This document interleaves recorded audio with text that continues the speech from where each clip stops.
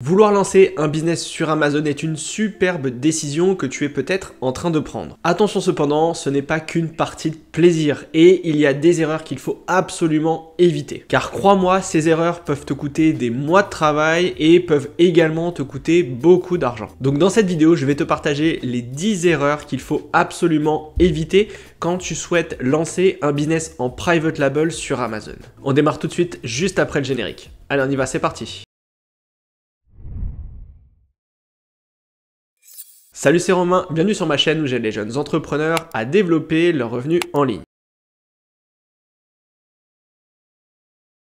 Si toi aussi tu veux lancer un business en private label sur Amazon, eh bien juste en dessous de la vidéo, tu as une masterclass 100% gratuite où je t'explique tout ce business model pour que toi aussi tu puisses te lancer dans les prochains mois. Donc comme je te l'ai dit, aujourd'hui je vais te partager 10 erreurs que je retrouve très souvent auprès de certains de mes clients et qui peuvent parfois remettre complètement en cause un business sur Amazon. Et sans plus tarder, je vais démarrer tout de suite avec la première erreur, c'est celle de confondre les business. Alors si tu suis ma chaîne YouTube, tu sais que je parle de différents business. Je parle de l'affiliation, de l'arbitrage ou encore du private label sur Amazon.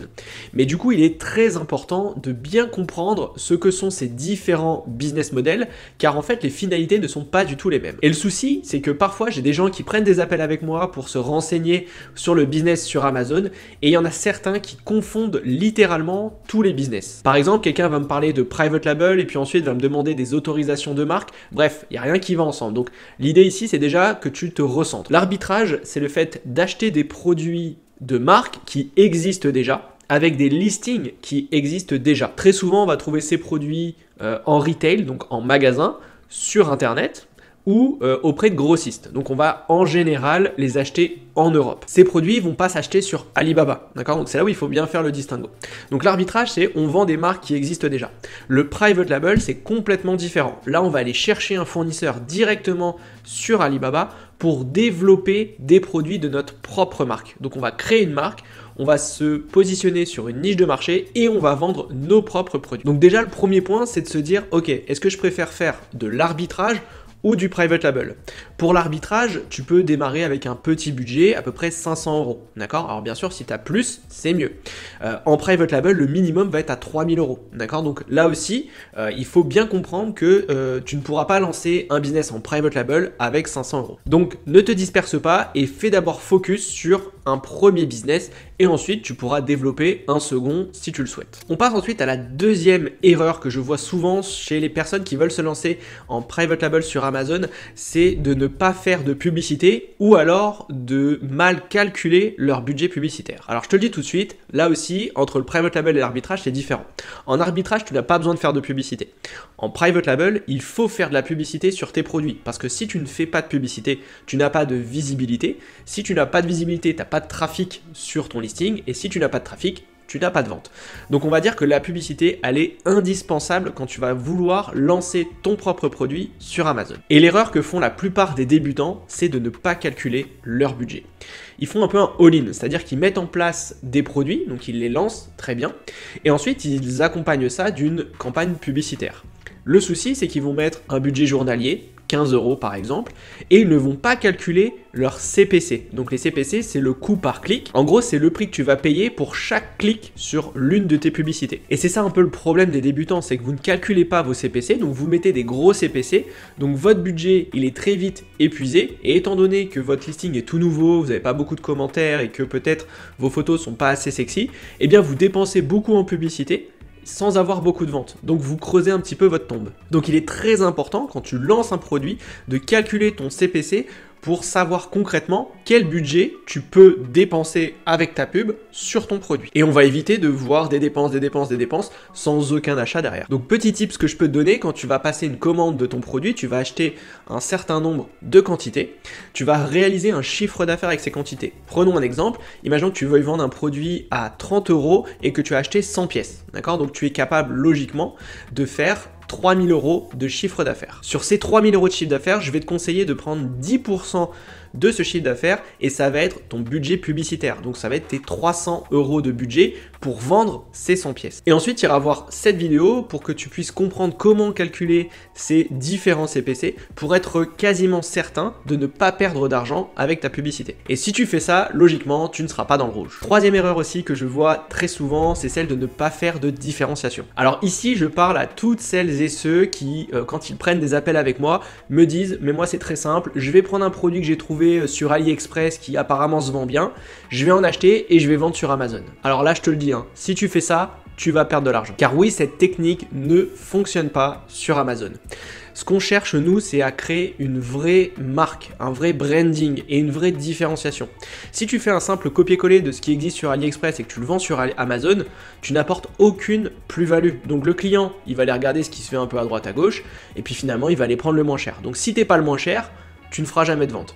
Donc pour pouvoir vendre plus cher que la concurrence et réussir à faire de la marge, il faut que tu te différencies. Ça peut être soit une différenciation au niveau de la couleur, du matériau, créer un bundle, ça peut être plein de choses, donc ça il faut un peu chercher. Et ensuite créer une vraie identité de marque, c'est-à-dire que quand la personne arrive sur ton listing, elle voit un vrai branding assumé et elle voit qu'elle est en présence d'une marque professionnelle. Si tu fais ça, logiquement tu serais capable de vendre. Et je le vois avec la plupart de mes clients qui vendent sur Amazon, la plupart d'entre eux font des véritables offres et ils arrivent à faire du chiffre d'affaires dès les premières semaines. La quatrième erreur, alors celle-ci forcément tout le monde va y passer, c'est normal, c'est celle de vouloir trouver le produit parfait. Et je te le dis, encore une fois, je suis hyper transparent avec toi, le produit parfait n'existe pas sur Amazon. Il y aura toujours une problématique. Alors c'est vrai que dans les vidéos, on vous parle de critères à respecter, qu'il faut bien évidemment respecter, mais ça va être très compliqué de respecter l'ensemble des critères. Il y a forcément un ou deux critères qui pourront être un peu moins respectés. Donc ici, ce qu'il faut simplement, c'est peut-être cibler les critères les plus importants à respecter et peut-être certains autres critères se dire bon, on a un peu plus de marge d'erreur. Je te donne un exemple concret. Par exemple, par rapport aux commentaires. On dit souvent que pour se positionner sur une niche de marché, c'est plus intéressant d'aller sur une niche où la plupart et la majorité des vendeurs ont moins de 500 commentaires. Mais c'est vrai que ça devient de plus en plus difficile à trouver. Donc on peut se donner une petite latitude à ce niveau-là. C'est-à-dire que si tu trouves un marché qui est intéressant, qui a du chiffre d'affaires, qui a peu de concurrence, que le produit est intéressant, que tu peux faire une différenciation, mais que tu as peut-être un ou deux concurrents qui ont plus de 1000 ou 2000 commentaires sans dépasser les 5000, on peut quand même tester une offre sur Amazon. Donc là, il va falloir jauger, d'accord? Par contre, il y a des critères qui sont indispensables, comme le nombre de concurrents, le chiffre d'affaires réalisé, etc., etc. Ça, il faut pas passer à côté, parce que clairement, si tu te trompes là-dessus, et si tu as trop de latitude, tu vas aller sur des trop gros marchés. Donc, il y a certains critères qu'il faut un peu mesurer, et quand même lancer le produit. Parce que sinon, tu vas jamais trouver de produit, tu vas t'entêter, et puis finalement, tu vas lâcher et tu vas passer à autre chose. Et surtout, petit conseil que je te donne, teste tes idées. Essaye de négocier des petites quantités, teste ton offre en réel et tu le verras si le marché peut être pénétré ou pas. Cinquième erreur que je veux te donner, qui est en lien un peu avec celle que je viens de te dire sur l'erreur numéro 4, c'est celle d'acheter des trop grandes quantités sur ta première commande. Alors ça aussi, ça arrive très souvent parce qu'en fait, vous avez peur de négocier.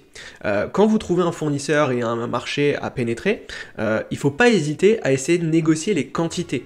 N'essayez pas tout le temps de négocier uniquement le prix, parce que ça c'est un peu une marotte de débutant aussi, c'est que vous vous entêtez à vouloir tout de suite avoir le prix le moins cher et revendre le plus cher. Oui, ça c'est évidemment c'est l'idée, mais il y a d'autres choses sur lesquelles tu peux négocier. Tu peux négocier des minimums de quantité.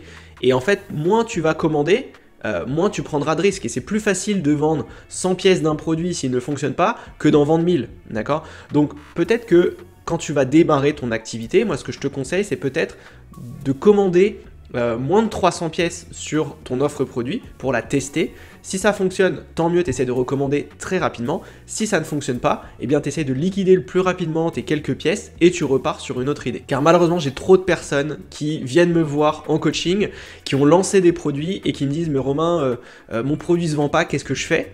Et quand je leur demande combien ils ont de quantité, ils me disent ils en ont plus de 800 en stock. Et là je me dis bah c'est pas possible, là clairement tu as perdu de l'argent. Parce que s'il ne se vend pas maintenant, il ne se vendra pas après. Et à part baisser le prix, eh bien tu pourras pas faire grand chose. Donc on peut modifier des photos, du listing, etc. Mais si l'offre est pas bonne, on pourra rien faire. Donc vraiment mon conseil c'est essayer de négocier les quantités plutôt que le prix. Sixième erreur pour toutes celles et ceux qui veulent se lancer en private label sur Amazon, c'est d'avoir un trop petit budget pour se lancer. Alors ici encore une fois je parle de private label, je ne parle pas d'arbitrage. En private label, au minimum, il va falloir 3000 € pour commencer à lancer un premier produit. Okay, on ne lance pas un produit en private label avec moins de 3000 €, c'est impossible, clairement. Alors, sauf si vraiment tu fais en sorte de limiter le maximum les coûts, tu vas te retrouver avec des petits produits qui se vendront en dessous de 25 € et malheureusement, ça ne fonctionnera pas. Donc ici, il va falloir que tu construises une trésorerie de départ à mettre pour pouvoir lancer ce business en private label, et ce qui te permettra d'avoir une allonge plus intéressante. Si tu te lances avec 3000, tu vas être vraiment sur le fil, ric-rac, tu pourras commencer à tester quelque chose, mais bon, tu vas être un poil limité, d'accord?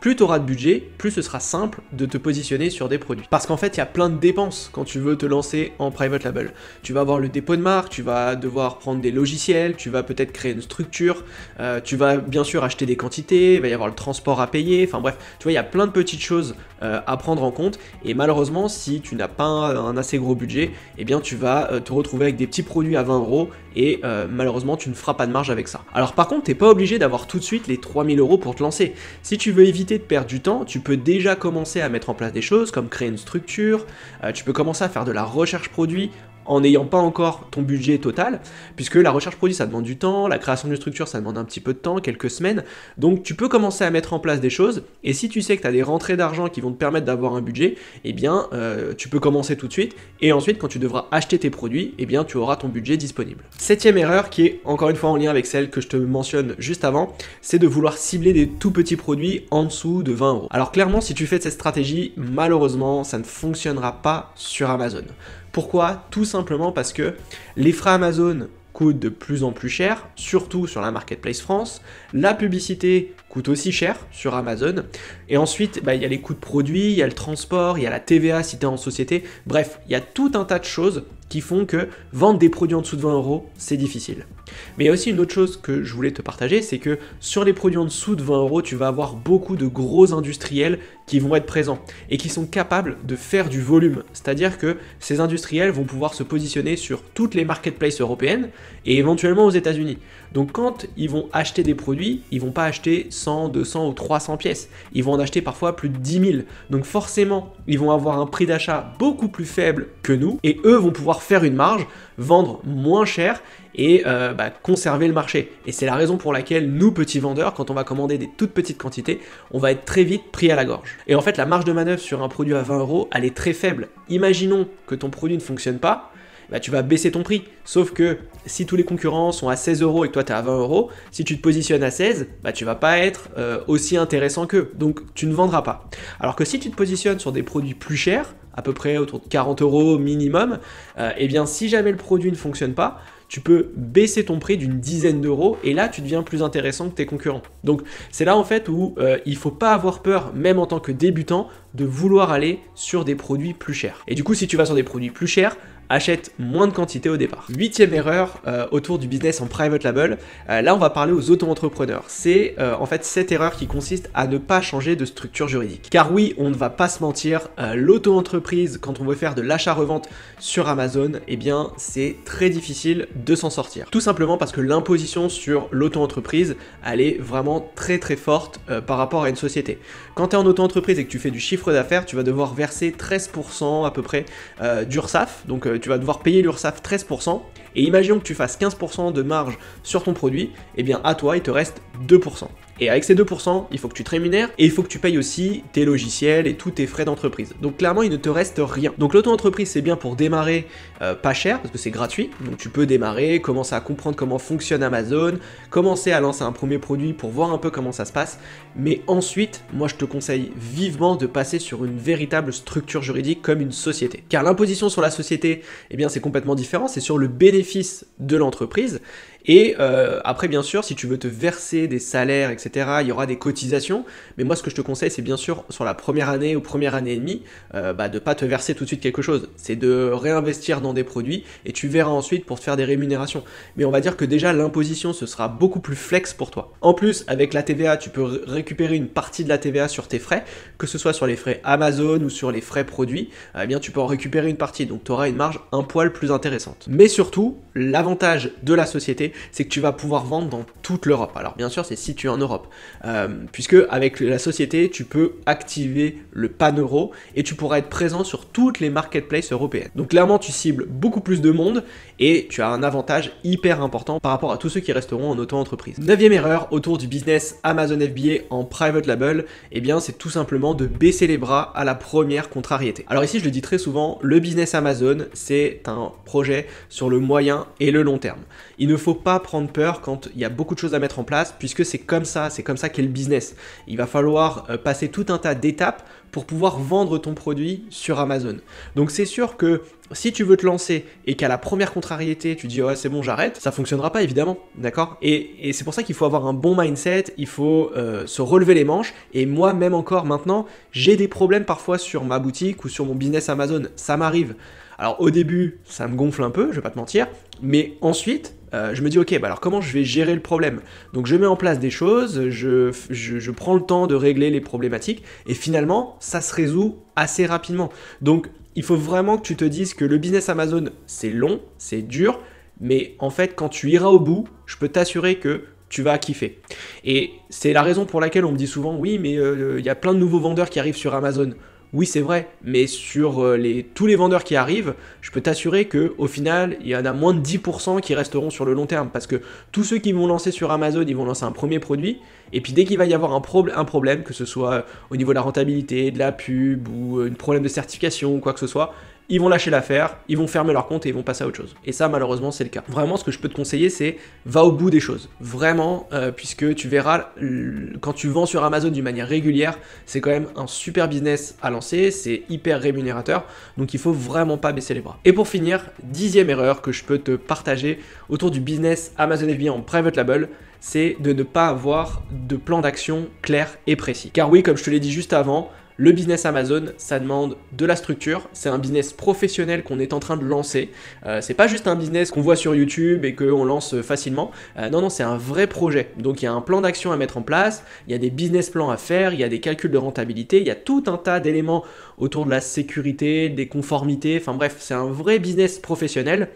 Et si tu n'as pas de plan d'action, si tu ne sais pas quelles sont les étapes à réaliser, forcément, tu vas arrêter parce que tu n'auras pas de visibilité sur ce que tu dois faire après.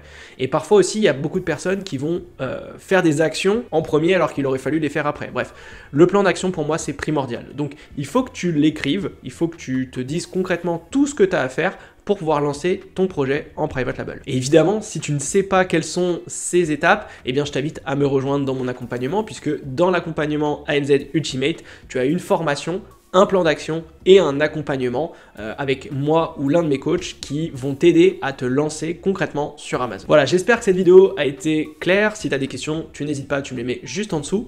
En attendant, je te souhaite une bonne semaine et on se retrouve la semaine prochaine. Ciao!